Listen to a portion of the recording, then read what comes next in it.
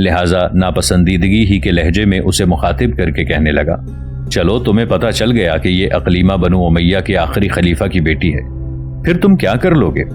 خلیل بن اسحاق نے کہا لگایا، پھر بڑی رازداری میں کہنے لگا، ابن مسعود تم دور اندیش نہیں ہو، اب میں بغداد شہر میں کسی ایسے فرد کو تلاش کروں گا جو بنو امیہ کے افراد کا بدترین دشمن رہا ہو اور ساتھ ہی بنو عباس کے خلیفہ ابو جعفر منصور کے ہاں بھی اس کی رسائی ہو۔ چنانچہ اس شخص پر میں یہ انکشاف کروں گا کہ بنو عباس کے سالار محمد بن اشد کی بیوی دراصل بنو امیہ کی ایک شہزادی ہے۔ مجھے امید ہے کہ جب میں انکشاف کروں گا تو عباسی خلیفہ ابو جعفر منصور مجھے مالا مال کر دے گا۔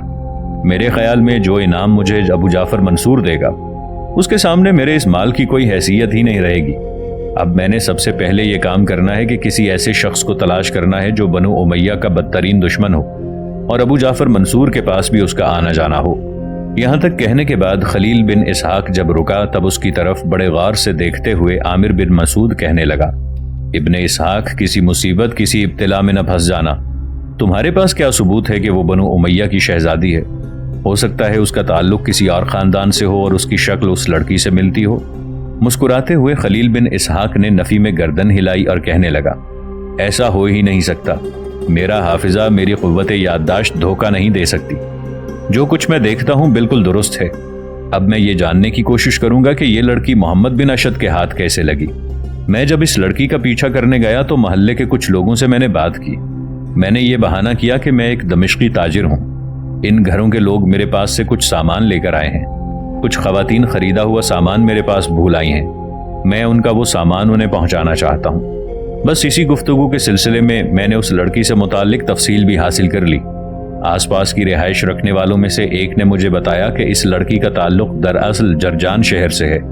جرجان شہر میں سرائے کا ایک مالک ہے، نام اس کا سالم بن تماذر ہے۔ کہنے والے نے مجھ سے کہا ہے کہ یہ لڑکی سالم بن تماذر کی بیٹی ہے۔ یہاں تک کہنے کے بعد خلیل بن اسحاق رکا، پھر اپنے ساتھی عامر بن مسعود کو مخاطب کر کے کہنے لگا، ابن مسعود کہنے والا جو مرضی کہتا رہے، لیکن میرا دل یہ کہتا ہے کہ یہ لڑکی 100% آخری اموی خلیفہ مروان بن محمد کی بیٹی ہے۔ اس کا کسی طور جرجان کی کسی سرائے کے مالک سے تعلق نہیں ہے، نہ ہی وہ اس کی بیٹی ہے۔ ہاں میں اس بات کو تسلیم کرتا ہوں کہ یہ ان دنوں محمد بن اشد کی بیوی ہے، لیکن اب میں نے یہ سراغ لگانا ہے کہ یہ جرجان کی سرائے کے مالک سالم بن تماذر کی بیٹی کیسے بن گئی۔ اس کے بعد میں حرکت میں آؤں گا اور پھر تم دیکھنا اس لڑکی کے حوالے سے میں کیسی قدر و منزلت حاصل کرتا ہوں۔ یہاں تک کہنے کے بعد خلیل بن اسحاق رکا، تب عامر بن مسعود خوب غصے کا اظہار کرتے ہوئے کہنے لگا، ابن مسعود میں سوچ بھی نہیں سکتا تھا کہ تم اس قدر گراوٹ میں چلے جاؤ گے، اس قدر پستی اور ذلت کا شکار ہو جاؤ گے۔ اگر وہ لڑکی آخری اموی خلیفہ مروان بن محمد کی بیٹی ہے تو اس میں حرج اور گناہ کی کیا بات ہے؟ کیا بنو امیہ سے تعلق ہونا جرم کی بات ہے؟ ابن اسحاق تم اپنے آپ کو خونی دلدل اور موت کی کچھار کی طرف لے جانا چاہتے ہو۔ سنو، مال و دولت کی ہوس اور حرص میں ایک لڑکی کی جان، اس کی عزت، اس کی عصمت اور آبرو کے ساتھ کھیل جانا چاہتے ہو، تف ہے تمہارے مسلمان ہونے پر۔ سنو، اگر تم نے اس کھیل کو جاری رکھا تو پھر یاد رکھنا میرا تمہارے ساتھ کوئی تعلق نہیں ہوگا۔ اب تک ہم نے جو لین دین کیا ہے اس کا حساب ہوگا اور میری تم سے علیحدگی ہوگی۔ ہم تاجر ہیں مال اسباب کے، لڑکیوں کی عزت، ان کی عصمت، ان کی عظمت کے سوداگر نہیں ہیں۔ یہاں تک کہنے کے بعد عامر بن مسعود جب خاموش ہوا تب خلیل بن اسحاق چبھتے ہوئے انداز میں اس کی طرف دیکھتا رہا، پھر طنزیہ انداز میں کہنے لگا، دیکھو ان دنوں حکومت بنو عباس کی ہے، تیری گفتگو سے میں یہ اندازہ لگاتا ہوں کہ تو بنو امیہ کے حق میں اور بنو عباس کے خلاف ہے۔ اس پر عامر بن مسعود نے سر کو جھٹکا اور کہنے لگا، تیری یہ گفتگو بالکل ہی موضوع سے ہٹ کر ہے، میں نہ بنو امیہ کا حامی ہوں، نہ بنو عباس کا، نہ بنو ہاشم کا۔ یاد رکھنا ان سب کا مطمع نظر صرف حکومت ہے، مسلمانوں کی بہتری سے انہیں کوئی سروکار نہیں۔ اس کا ثبوت تو میں تمہیں بعد میں مہیا کروں گا کہ یہ سب لوگ کیسے صرف حکومت ہی چاہتے ہیں، خواہ اس کے لیے انہیں ہزاروں مسلمانوں کو ہی موت کے گھاٹ کیوں نہ اتروانا پڑے۔ لیکن خلیل بن اسحاق تم میرے پرانے دوست، میرے پرانے شناسہ ہو، اگر حق کی بات سننا ہی چاہتے ہو تو پھر میرے خیال میں بنو امیہ کی خلافت بنو عباس سے بہت اچھی، بہتر اور زیادہ پسندیدہ تھی۔ اب تم اس کی وجہ پوچھو گے تو ذرا مجھ سے تفصیل بھی سن لو۔ یہ میں تم سے تفصیل اس لیے کہنا چاہتا ہوں کہ جو ارادہ تم کر چکے ہو سکتا ہے مجھ سے تفصیل جاننے کے بعد تم اپنے اس ارادے سے باز آ جاؤ اور کسی نئی مصیبت اور ابتلا میں نہ پڑو۔ خلیل بن اسحاق میرے بھائی سنو، خلافت بنو امیہ کا جہاں تک تعلق ہے تو یہ خلافت ایک فاتح اور ملک گیر سلطنت تھی، اور اس کے زمانے میں عرب قوم فاتح اور تمام اقوام مفتوح سمجھی جاتی تھی۔ ناظرین، آگے بڑھنے سے پہلے کامنٹ سیکشن میں ہمیں اپنی آراء سے ضرور آگاہ کیجیے گا کہ آپ کو ہماری یہ سیریز کیسی لگ رہی ہے۔ آئندہ آنے والی اقساط سے باخبر رہنے کے لیے ہمارے چینل کو سبسکرائب کر لیں اور ساتھ موجود بیل آئیکن کو ضرور کلک کر لیں۔ شکریہ۔ عربوں میں مذہبی جوش موجود تھا، اور قرآن کریم اور سنت رسول اللہ صلی اللہ علیہ وآلہ وسلم کے سوا کوئی قانون ان کے لیے واجب تعمیل اور نافذ فرمان نہ ہو سکتا تھا۔ مسلمان اگر آپس میں لڑتے بھی تھے، مگر ان لڑائیوں اور چڑھائیوں کے باوجود عرب، شام، مصر، عراق وغیرہ اسلامی ممالک میں باشندوں کی عام زندگی اور قیام امن کسی پیچیدہ نظام کی خواہاں نہ تھی۔ خلیفہ اہم امور میں مشورے لے لیتا تھا، مگر مشورہ لینے کے لیے وہ مجبور بھی نہ تھا۔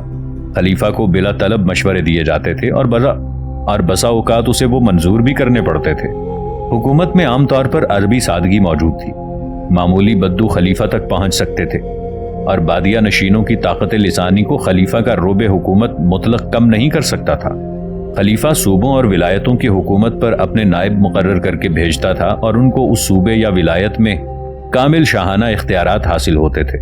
خلیفہ جس طرح تمام عالم اسلام کا فرما روا تھا، اسی طرح وہ تمام عالم اسلام کا سپہ سالار بھی ہوتا تھا۔ صوبوں اور ولایتوں کے عامل اپنے صوبوں کے بادشاہ بھی ہوتے تھے اور سپہ سالار بھی، وہی مذہبی پیشوا اور نمازوں کے امام بھی ہوتے تھے، اور وہی قاضی قضا بھی۔ خلیفہ کو جب بھی کسی مذہبی مسئلے کی نسبت شک ہوتا تو علماء اور فقہاء سے دریافت کرنے میں مطلق آری نہ ہوتا۔ اس طرح عاملوں اور والیوں کو بھی علماء اور فقہاء سے استدلال کرنا پڑتا تھا۔ بعض اوقات صوبوں میں ایک عامل یعنی حاکم مقرر ہوتا تھا، اور اس کے ساتھ ہی دوسرا قاضی دربار خلافت سے مقرر ہوتا تھا۔ عامل کا کام ملک میں انتظام قائم رکھنا، لشکر کشی کرنا، دشمن کی مدافعت کے لیے آمادہ رہنا، رعایا کی حفاظت کرنا، اور محاصلے ملکی وصول کر کے بیت المال میں جمع کرانا ہوتا تھا۔ اور قاضی کا کام حدود شرعیہ کو جاری کرنا، منصفی کی خدمات انجام دینا اور احکام شرع کی پابندی کرانا ہوتا تھا۔ قاضی عامل کا محکوم نہیں ہوتا تھا۔ بعض اوقات عامل اور قاضی کے علاوہ قانون بھی دربار خلافت سے جدا مقرر ہوتا تھا، جس کے متعلق تمام مالی انتظام ہوتا تھا۔ اس حالت میں عامل صرف سپہ سالار لشکر ہوتا تھا۔ غرض خلافت بنو امیہ میں سادگی زیادہ تھی۔ شرعی قوانین سے تمام عدالتی دقتوں کو رفع کر دیا جاتا تھا، اور رعایا عدل و انصاف کی وجہ سے بہت خوشحال، آسودہ اور پرسکون تھی۔ ان کے دور میں رعایا سے نامناسب ٹیکس یا محصول نہیں لیا جاتا تھا، نہ ہی سلطنت کے انظام کو چلانے کے لیے زیادہ مال خرچ کرنا پڑتا تھا۔ خلیفہ تمام اسلامی دنیا کا روحانی پیشوا سمجھا جاتا تھا، اور دنیاوی شہنشاہ بھی اس کے لیے مسلمانوں کی سلطنت میں امن و امان قائم کرنے میں بڑی آسانی ہوتی تھی۔ کوئی باقاعدہ وزارت کا عہدہ نہیں تھا، ضرورت کے وقت ہر شخص وزارت کا کام سر انجام دے سکتا تھا۔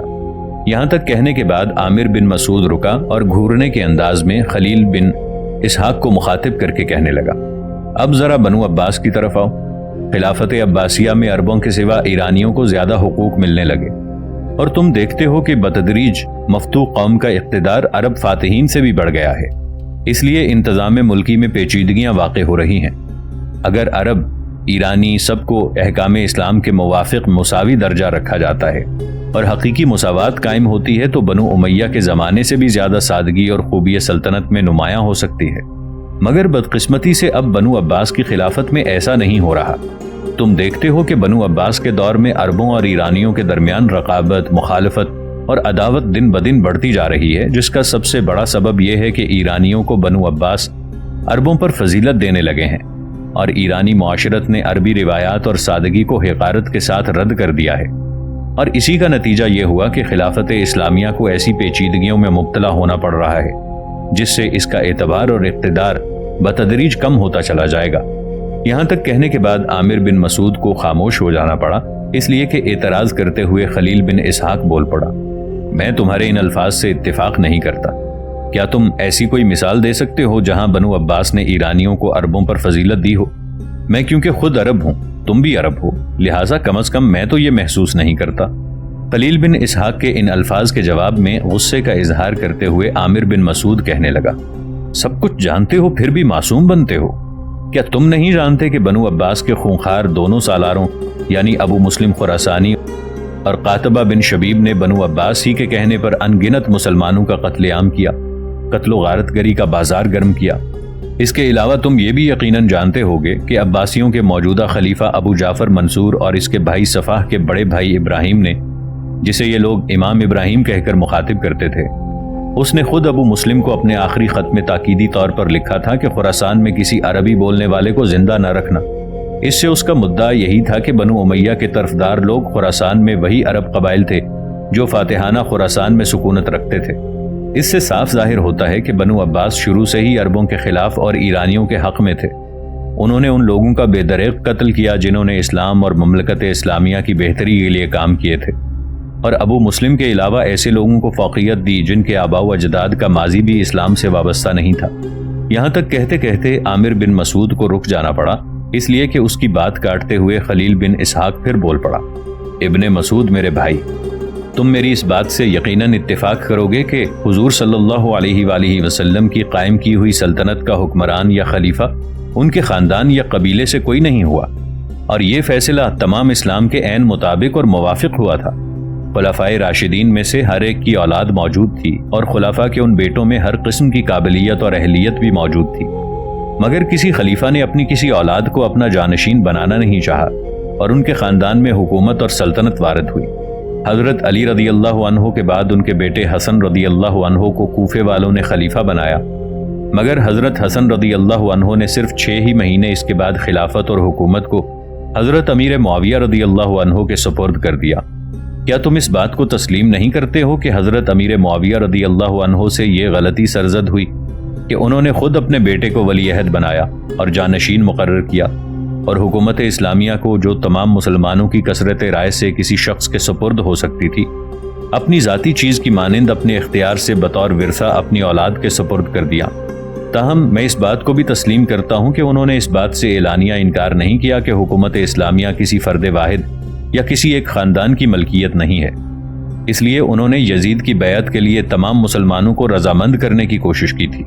یہاں تک کہتے کہتے خلیل بن اسحاق کو رک جانا پڑا، اس لیے کہ عامر بن مسعود بول اٹھا، سن میرے عزیز بھائی، حضرت امیر معاویہ رضی اللہ عنہ کی یہ غلطی بھی کچھ زیادہ اہم اور نقصان رسا نہیں ہو سکتی، کیونکہ اس زمانے کے مسلمانوں نے اس کی اصلاح کے لیے زبردست کوشش شروع کی، اور اسی کوشش کے سلسلے میں حادثہ کربلا کے علاوہ حضرت عبداللہ رضی اللہ عنہ بن زبیر رضی اللہ عنہ کا حادثہ پیش آیا۔